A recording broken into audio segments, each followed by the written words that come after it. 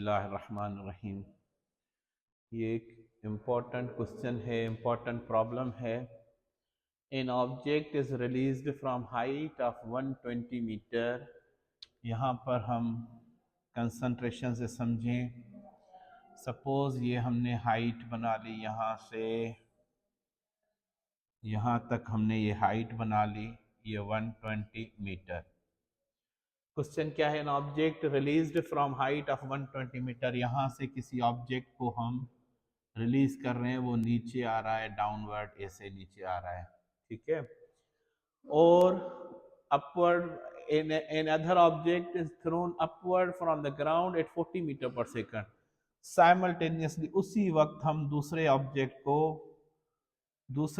को हम ऊपर फेंक रहे हैं 40 मीटर पर सेकंड से। ये हमसे पूछा जा रहा है ये कितनी देर के बाद और कौन सी हाइट पर कोलाइड करेंगे। ये नीचे आ रहा है, ये ऊपर जा रहा है। सपोज ये हाइट हमने इधर लगा दी, यहाँ पर कोलियन हो रही है फॉर एग्जांपल।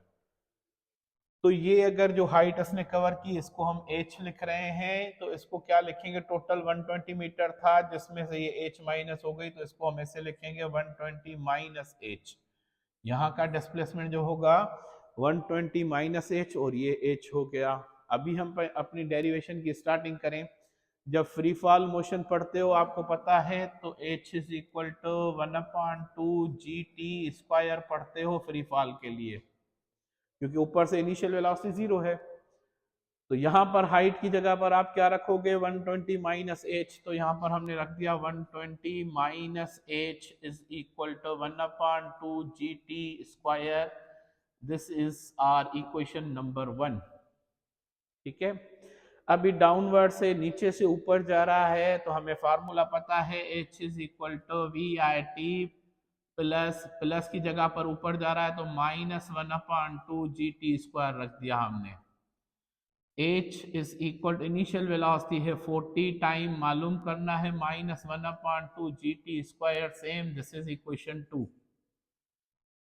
अब क्या करना है? हमें टाइम और h दो चीजें लेनी है। एड इक्वेशन 1 एंड 2 ऐड कर दिया हमने। इक्वेशन 1 एंड 2 को add, equation 1 and equation 2 add करें तो 120 minus h is equal to 1/2 GT²। h is equal to 40t minus 1/2 GT²।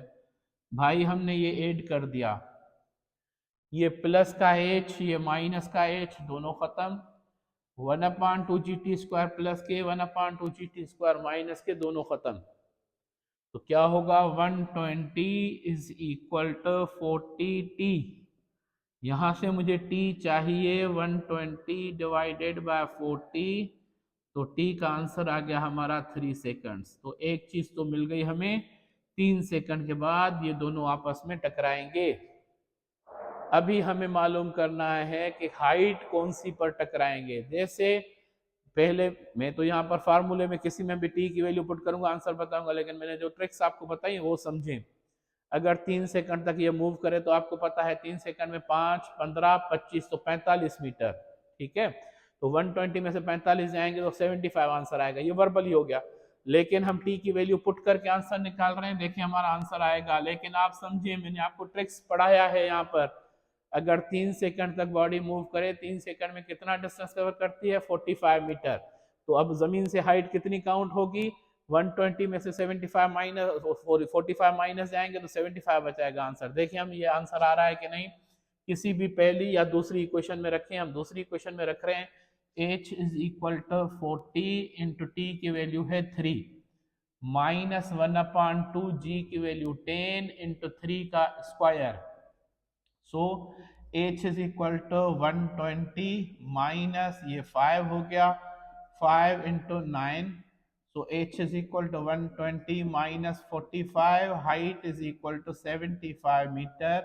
75 metre height पर इनकी कोलियन होगी। मैं पहले भी आपको समझा चुका हूं कि 3 सेकंड में 45 मीटर कवर करते हैं, तो 120 में से 45 माइनस, ये वही तरीका आ गया 120 में से 45 माइनस।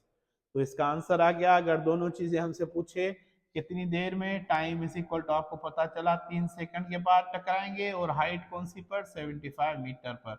ये दोनों आंसर आ गए हमारे। क्लियर?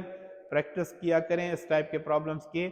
ये देखने में तो बहुत बड़े बड़े प्रॉब्लम मुश्किल मुश्किल लगता है, लेकिन मुश्किल है नहीं। ठीक है।